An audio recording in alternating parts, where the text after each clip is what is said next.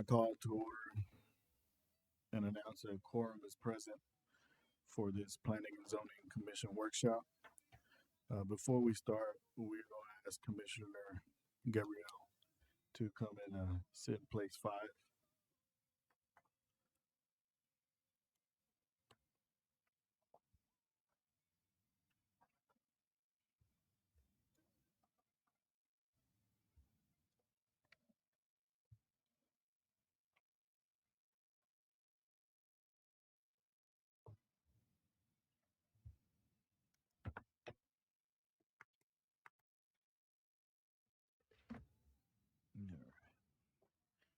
All right.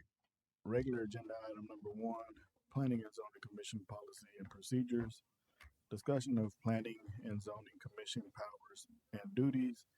Discussion of application processes and requirements. Discussion of actions that can be taken on agenda items, and discussions of meeting process procedures and processes. Mr. Scott.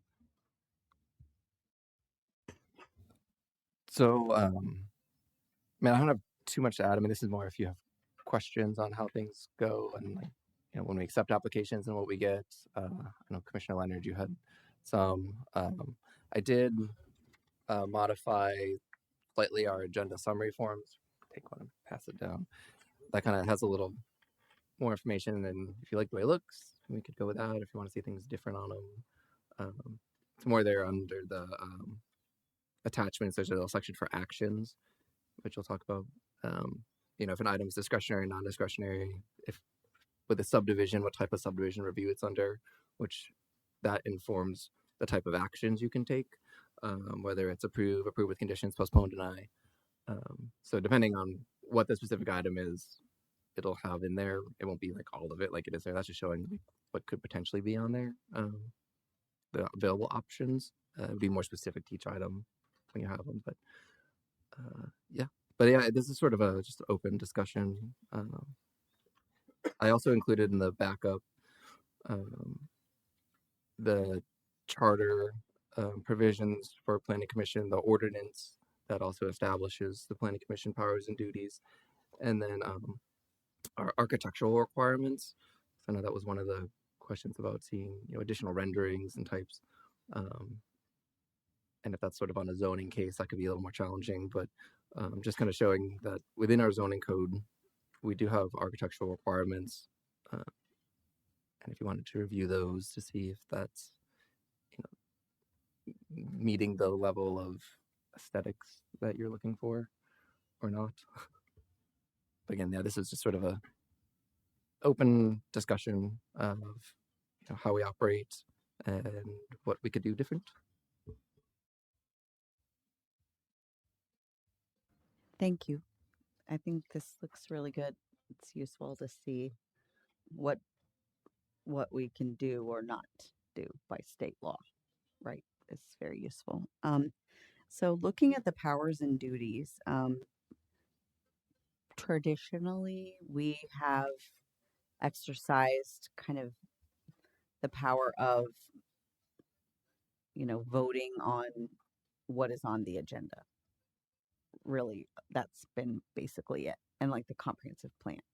But I do see here there are things listed that we haven't really delved into just yet. For example, capital improvements, developing a list from our perspective of what those might be.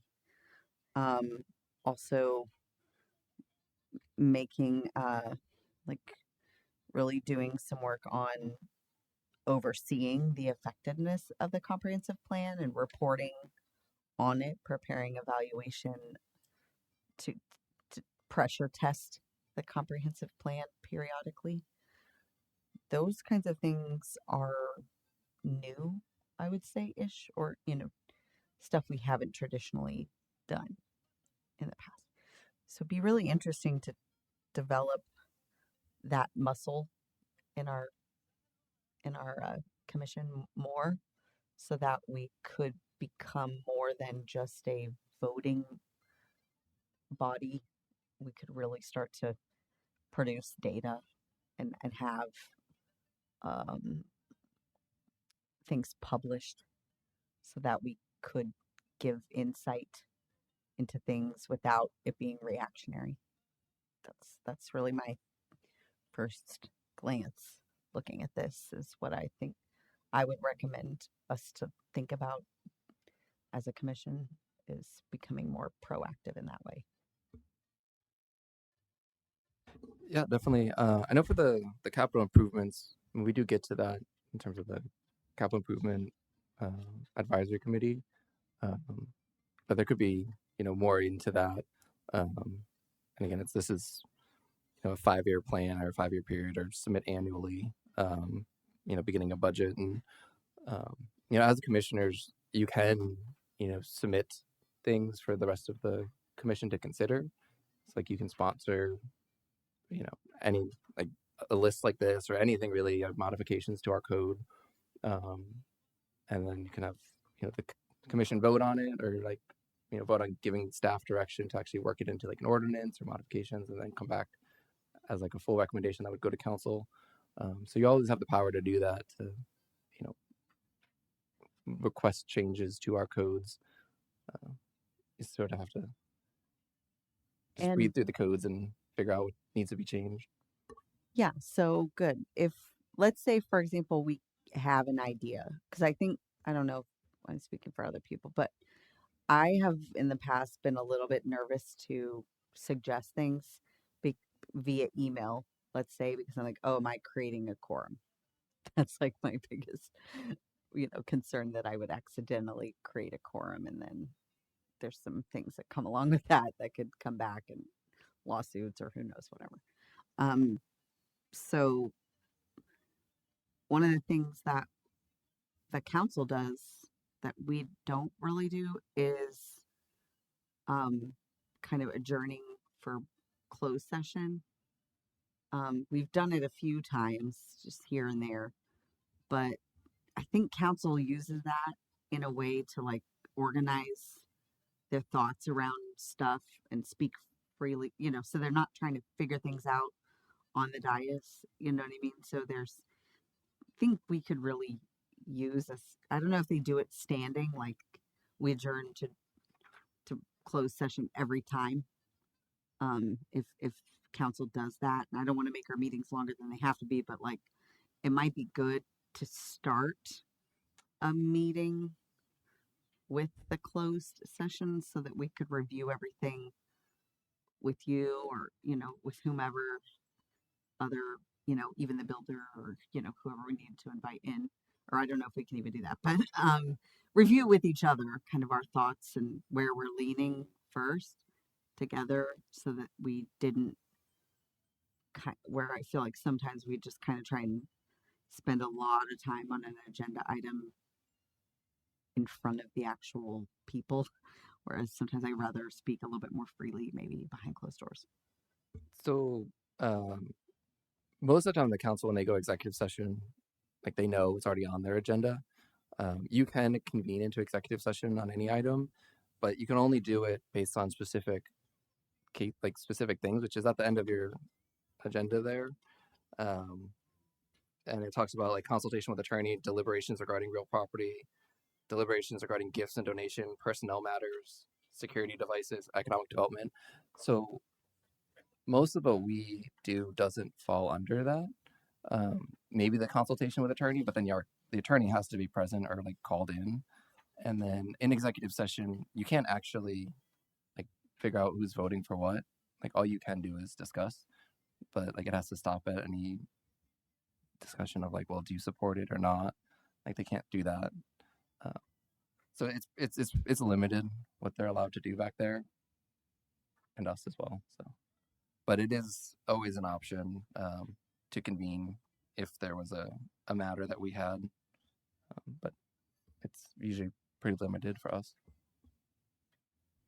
So then, obviously non-discretionary things we have to vote yes on the non-discretionary stuff. So that's you don't need executives. So really it's just the discretionary items that have some question mark around them related to legal or like conflict of interest or something.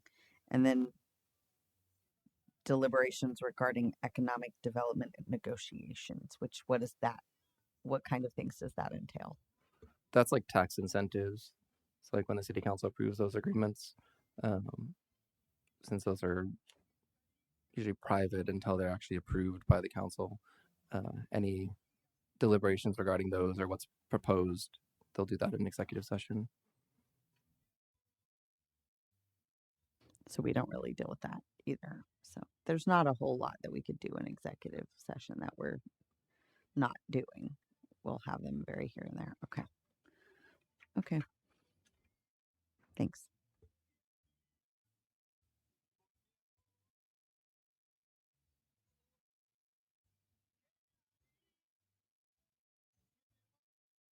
So if that's the case, then what is the best way to like propose ideas?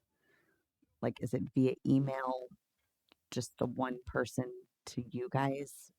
Or how's best to, if we have ideas, how to deal with it? Yeah. You could email them to me, and, like with this workshop, and we can go on agenda. I mean, you're able to email the commission. You just can't discuss like how you're going to vote and like work a vote to have like a majority on a certain item. So if you wanted to sponsor something and then you go around and be like, are you going to vote for it? Are you going to vote for it? And that's sort of that walking quorum situation. But I mean, you can email the whole commission and say like, I'm going to bring this item forward or something. And then all the discussion for the most part happens here. But yeah, you can, anything you want to have considered.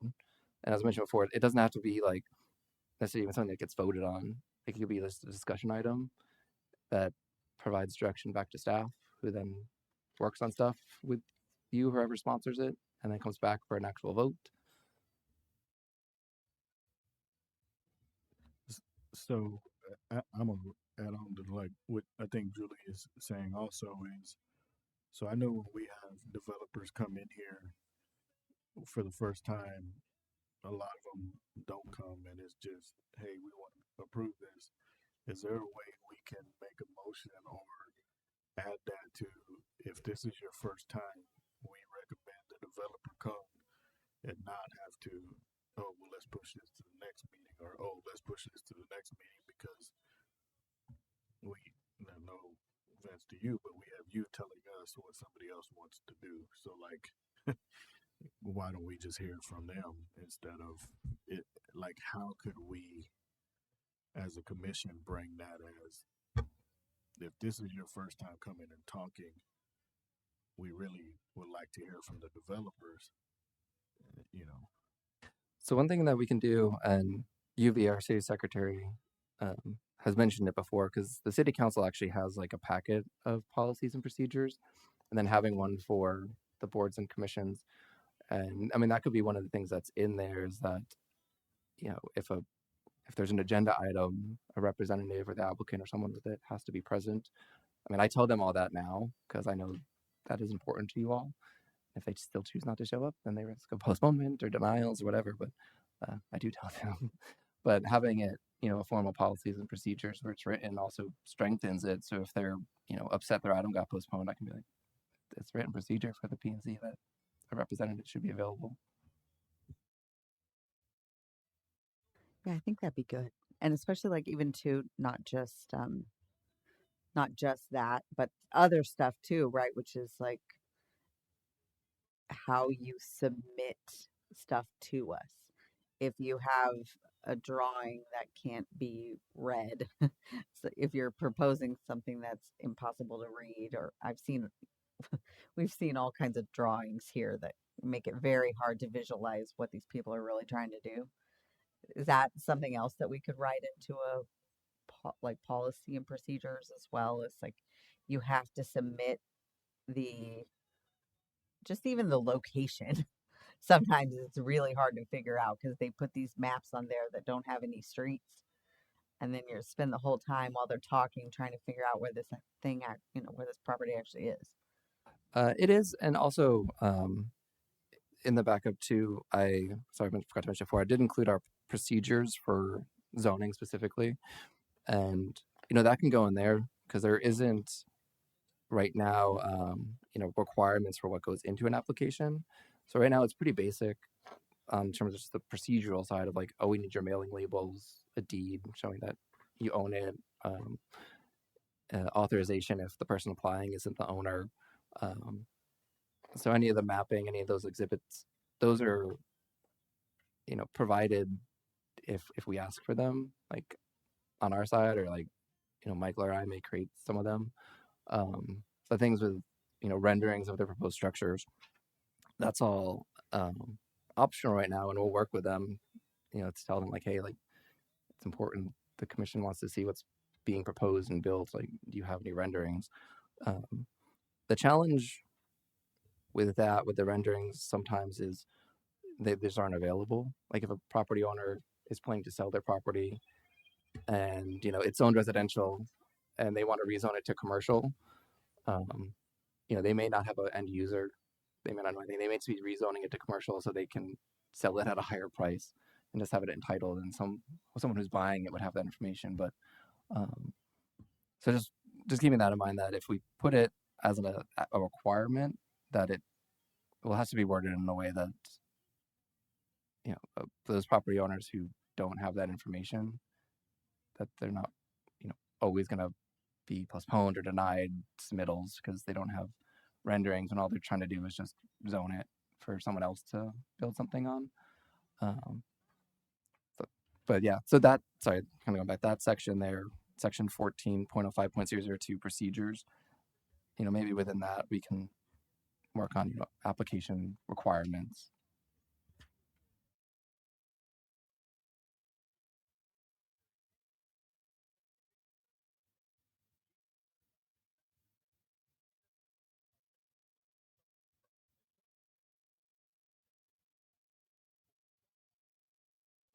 Can we also do things like one of the things that I think we've said a few times is where people put open space and or parks. A lot of times sometimes we'll be in a back corner or like in an area where there's concern that there could be more risk of like crime at night or those kinds of things. Can we set up some sort of a recommendation to where we tell developers we don't want you to put parks in the corner if it can at all be avoided because of this reason? Can we give them guidance like that that's a little bit more general so that we don't have to triage it and listen to them try and give us some fancy reason why they have to put it there? I mean, obviously we can't make them do it, but if we could give some upfront things to say it's important to us as a committee that you don't put parks in a corner because of this and this and this reasons. Yes, especially on a PUD.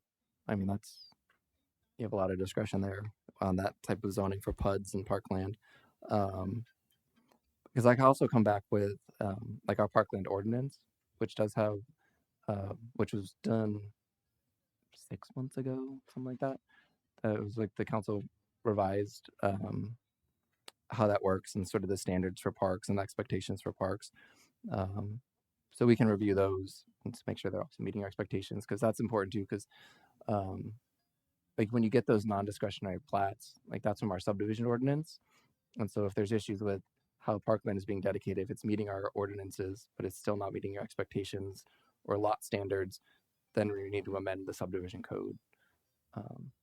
And so maybe that's worthwhile, like looking through that, or, jotting down things on plats that, why is that like that? Or I don't like the way this looks. And then figuring out like where in the subdivision code that was authorized, and then how we change that. But yeah, so that one, yes, we can definitely look at the parks ordinance. And then if it needs to be changed, we can recommend changes up to the city council. Same thing again with the entire subdivision ordinance, which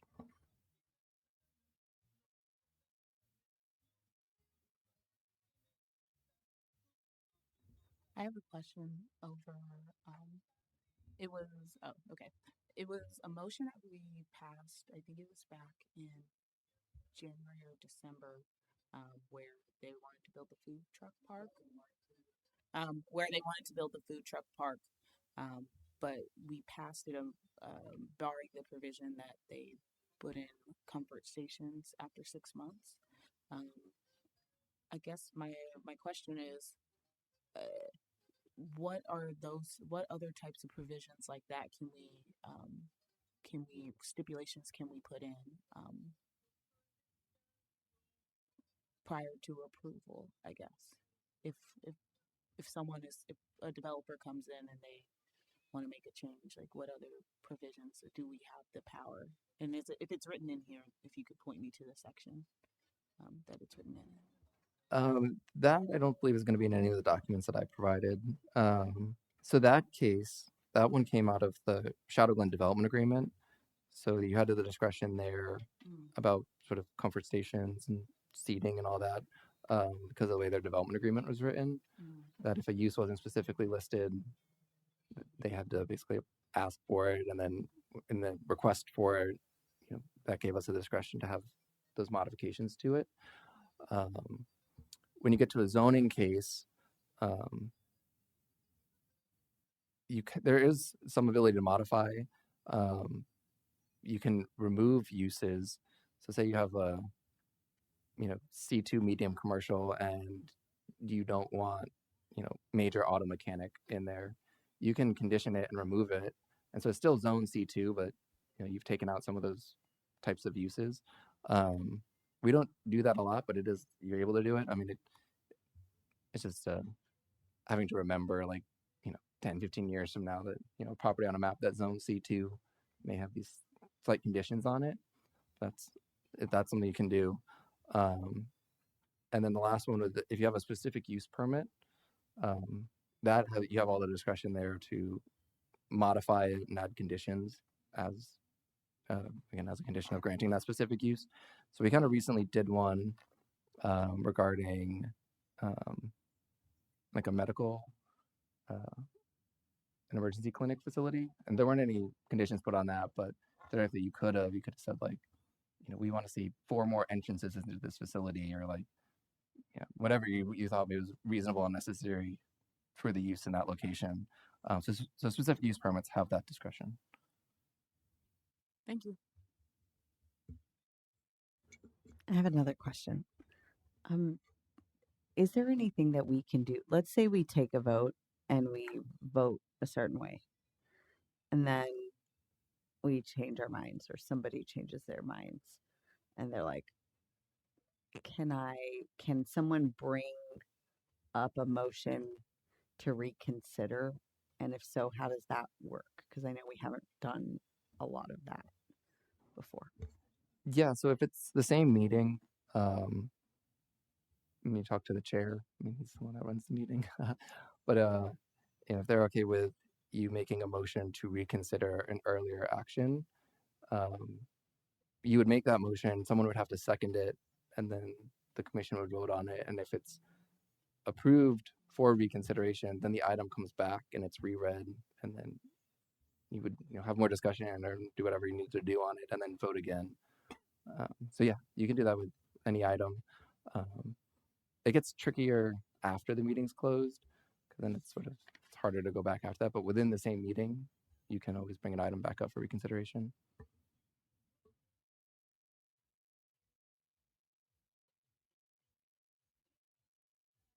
Okay, thanks. And what if we find out something later that we didn't know, or I know it's hard to go back, but if there was new evidence or a new use case for the land that somebody else, you know what I mean? Like if something came up later and it turns out that, oh, they said they were going to do this and now they're going to do that, or they answered a question with a pretty answer, and then when you get to it, they're not actually committing to what they said in the meeting. How do we deal with that? Yes, that's why, I've often said, when you ask for those pictures and renderings, especially in a zoning case, that it may not be what you get. So there's always that caveat, big asterisks of when you want to see a rendering of a house or a new business where it's coming in on a zoning case. Um, it may look completely different after the fact, or totally different use. Sometimes products fall through, they sell. So someone who's planning to do, this great new restaurant, something it's like gas station. Because when you approve zoning, you're approving all of those permitted uses.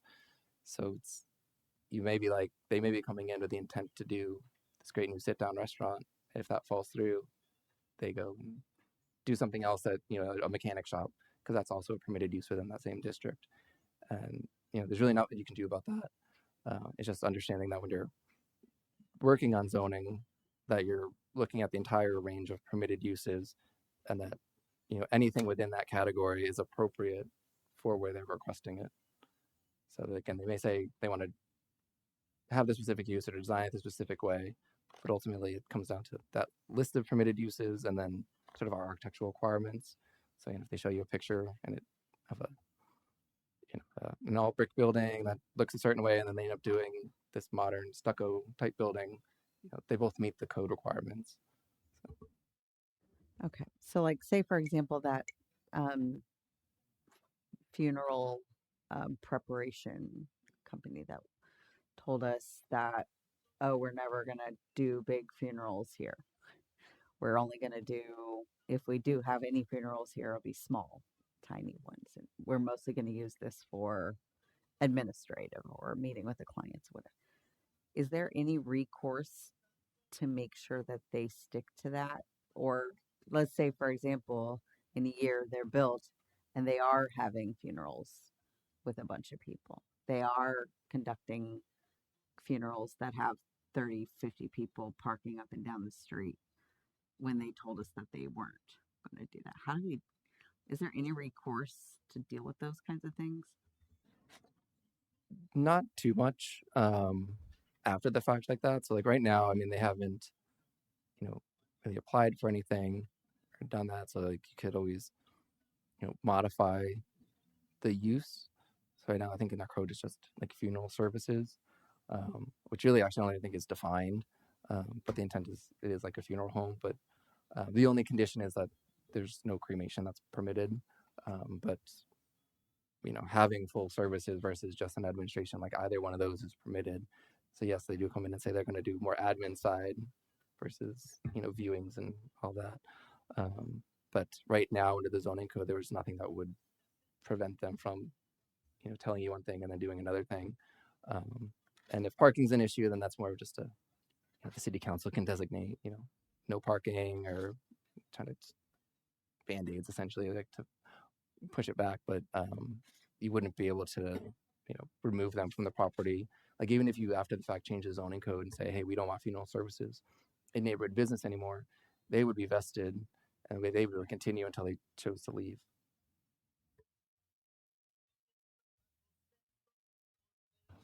On gotta hold it. Okay. I was just looking through some of this, and like for example on multifamily, and depending on the number of dwelling units, they have to have this amenities. By the time it gets to us here, has the city or you or somebody else already determined if the plan that they've submitted have all the things that meet this code? We don't have to worry about that, or is that something we're also looking into? So yeah, I get what you're saying. You generally don't see that level. So I put that in there just because the architectural requirements and those amenities are within the zoning code, but usually that falls on the administrative side. We don't have an architectural review committee or anything like that. And maybe that's something we could form potentially. But yeah, so that's a more administrative side where when a new apartment comes in and we say, okay, you have 100 units, you need, I don't know what it is, like one amenity or whatever it might be. We review that on their site plan, which is an administrative process. The only time you may see it is if they needed a variance. Yeah. So related to that, I know they can do things in lieu. There's like a fee in lieu that they can give. Can we, since we are we want park space and open space and more of that in our community. That's part of our comprehensive plan. We buying properties to make more amenities, really trying to listen to the community to do all of that. Is it possible to tell a developer, we don't want the in lieu fees, we want the land? Are we able to dictate if they give us money or land, or do we have to, if they give us the money, we have to take the money and we don't get the land?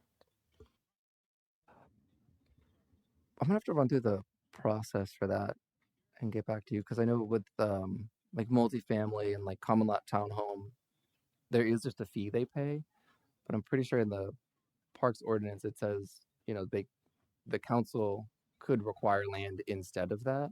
But in terms of when that would see council, I'm gonna have to clarify that because it's usually an administrative thing, like it's just a fee.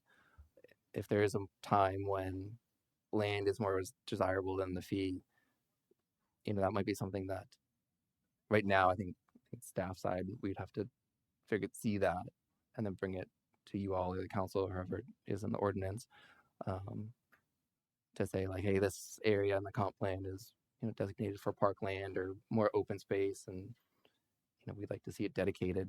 But that's a good thing to bring up, is that I think in our code there might be a little conflict necessarily in when it says we could request land and when either you or council see that, because right now it is just the fee that they pay. They provide their private open space, but in terms of public open space, that's at the request of Right. council. And I think what happens, and I am a little guilty of this, is acting like you're a resident of presidential and being like, oh yeah, I live here, I can go to the pool, um, and I really can't. But if there was more public space or open space that we required of some of these developers, then there wouldn't be all these amenities that are only for a subset. Right. Yeah, one thing with the challenge, at least with apartments and multifamily, is the size, because typically, you don't really want public parks less than 5 acres, or 3 acres is probably about as small as you really want to go. And so when they're only 10 to 15 acre tracts, if we're trying to say like, hey, 5 acres is the minimum, that's taking like half their property. So I really would see it more of a, if they end up buying, that's like a 30 acre tract and 15 of it or 20 of it's floodplain, they're developing the developable portion. It's like that floodplain area is actually on the hike and bike plan, like has trails through there or whatever, and we don't want you to, we want to make sure there's access through there or something like that. But typically, I said on normal multifamily and stuff like that, they're pretty small properties. Having parkland dedicated on could be tricky, but if they're adjacent to existing parkland where they can add acreage to another space, or how they work it out, then there are opportunities there.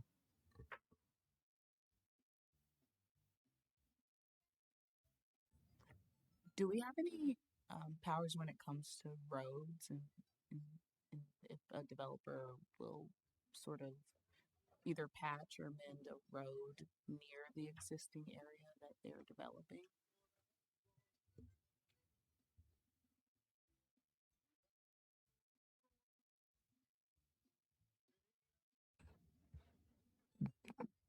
Sorry, I'm trying to think, like through a PUD, I mean, you might be able to have discretion over the types of roads they build, because they'll usually include cross sections and what they're planning to build. Sort of off-site improvements are usually dictated by their traffic impact analysis, which is more of intersection capacity and like turning movements and that, and not so much capacity like on a road and road conditions. So I don't know. When I err on the side of no, that there's sort of like adding conditions that, hey, in order for us to zone this multifamily, you have to fix these roads. Like, I think that goes beyond our abilities.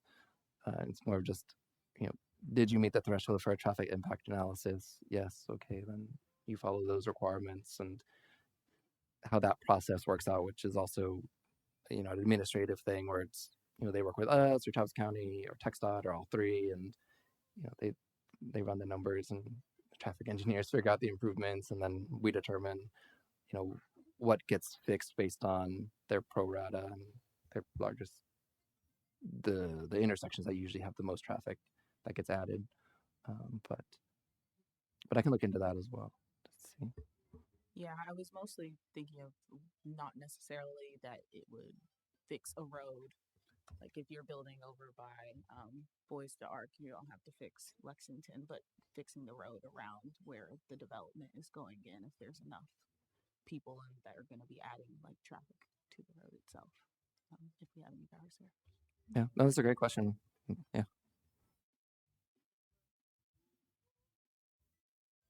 I have another question. For downtown, in our comprehensive plan, we have a vision for what we want downtown to look like, and we have pieces of it that are in our control and zoning along the way and things like that. There are grandfathered businesses already in downtown that could benefit a lot from like beautification grants or programs or uh, changing ordinances to force them to modernize or you get what I'm saying. How do we get those businesses to make upgrades and then like in the case of the Ramos, right, like they sold to Los Bujos or whatever, and then now they're probably maybe selling a portion of it again. Can we come in like as the grandfathered component goes away, right? Or like they do a sale, there's a transaction, and can we come in and say, hey, as part of our comprehensive plan, you, new owner XYZ, need to do this, this, and this, and we'll give you a grant to do it. Are we moving toward that or? Yes. So we actually yesterday the city council they had their first kickoff meeting regarding our downtown strategic plan, which that's being led by Scott Jones with economic development. But you all should be involved in that. I'll kind of circle back with him to be like, when does P&Z get in on this?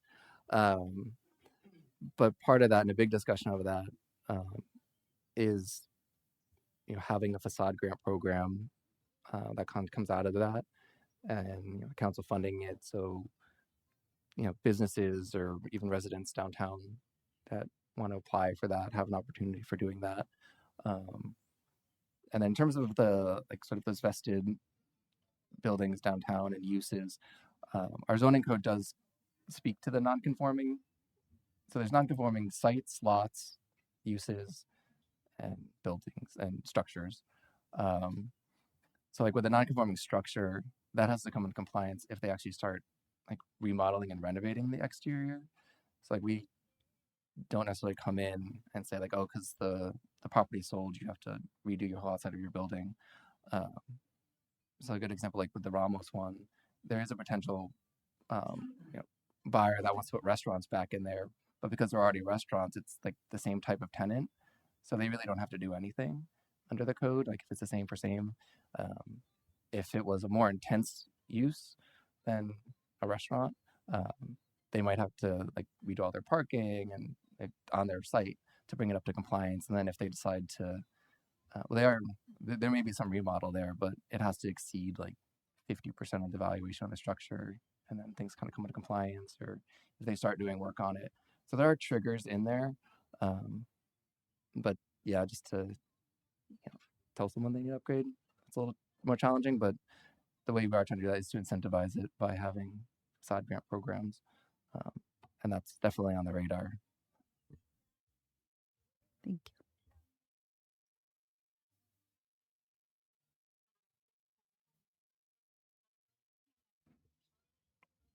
All right, commissioners, we're getting pretty close to that 6:30 time. Anybody else have any questions?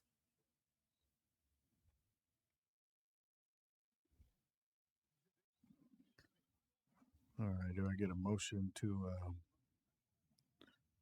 adjourn the Planning and Zoning Commission workshop? I move to adjourn the Planning and Zoning Commission workshop. I second. I have a motion by Commissioner Terry, a second by Ms. Gabrielle. All in favor? Aye. Opposed?